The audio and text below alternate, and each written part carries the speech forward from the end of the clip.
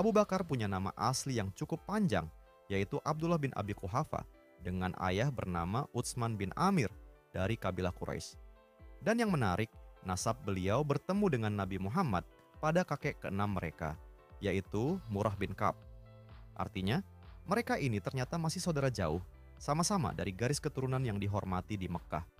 Nama lahirnya adalah Abdullah, yang berarti hamba Allah. Dari kecil aja udah keren banget ya. Namanya aja udah nunjukin ketaatan kepada Tuhan. Tapi yang lebih dikenal justru kunyahnya, yaitu Abu Bakar. Dalam bahasa Arab, Abu artinya ayah dari, dan Bakar bisa berarti unta muda.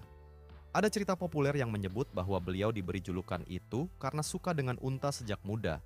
Tapi ya ini lebih ke kisah rakyat aja, bukan riwayat sahih. Tapi tetap menarik buat diketahui kan? Yang pasti, kunyah Abu Bakar sangat melekat hingga beliau wafat dan menjadi bagian dari identitas sejarah Islam. Nah, sekarang kita masuk ke bagian yang paling bikin kagum, gelar-gelar kehormatan Abu Bakar. Gelar-gelar ini bukan cuma simbol, tapi mencerminkan kepribadian, amal, dan kedekatannya dengan Nabi Muhammad dan Allah. Gelar yang paling melekat adalah Al-Siddiq, artinya yang sangat jujur atau yang membenarkan. Gelar ini diberikan langsung oleh Nabi Muhammad setelah peristiwa Isra Mi'raj. Ketika banyak orang ragu, Abu Bakar langsung percaya tanpa bertanya-tanya.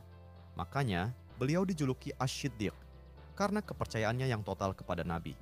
Bahkan, Ali bin Abi Thalib sering mengakui bahwa Abu Bakarlah yang paling pertama membenarkan Rasulullah. Gelar lain yang juga luar biasa adalah Atiq, yang artinya yang dibebaskan. Dalam beberapa riwayat, Nabi pernah bersabda bahwa Abu Bakar adalah Atiq Allah dari api neraka. Artinya, beliau adalah orang yang dijamin keselamatannya oleh Allah karena keimanan dan amalnya. Sebagian ulama bahkan menyebut nama Atiq adalah nama panggilan sebelum Islam, tapi diperkuat kembali dengan sabda Nabi setelahnya. Lalu, ada juga gelar Al-Sahib. Ini menarik banget karena disebut langsung dalam Al-Quran. Di surat At-Taubah ayat 40, ketika Nabi Muhammad dan Abu Bakar bersembunyi di Gua Tsur saat hijrah ke Madinah, Allah menyebut Abu Bakar sebagai sahabat. Waktu itu, Nabi berkata padanya, "Jangan bersedih.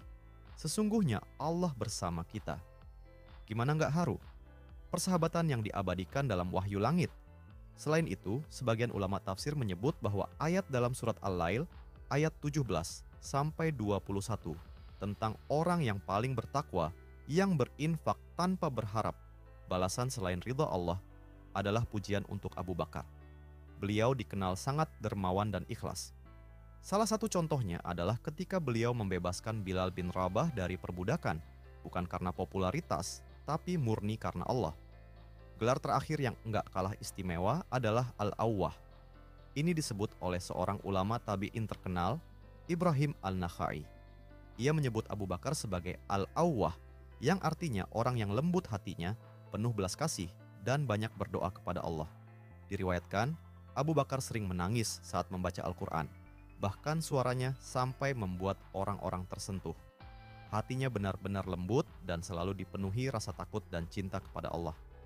Nah, dari semua yang kita bahas, kita bisa lihat bahwa Abu Bakar bukan sekadar sahabat Nabi, tapi juga seorang teladan kejujuran, kesetiaan, ketakwaan, dan kelembutan hati. Mulai dari namanya, silsilahnya, kunyahnya, sampai gelar-gelarnya, semuanya menunjukkan betapa mulianya posisi Abu Bakar dalam Islam. Beliau bukan cuma dicintai Nabi Muhammad, tapi juga dijamin surga oleh Allah.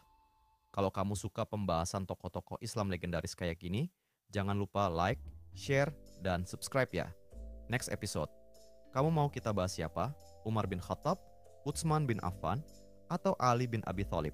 Tulis di kolom komentar dan kita akan lanjut kisah luar biasa mereka.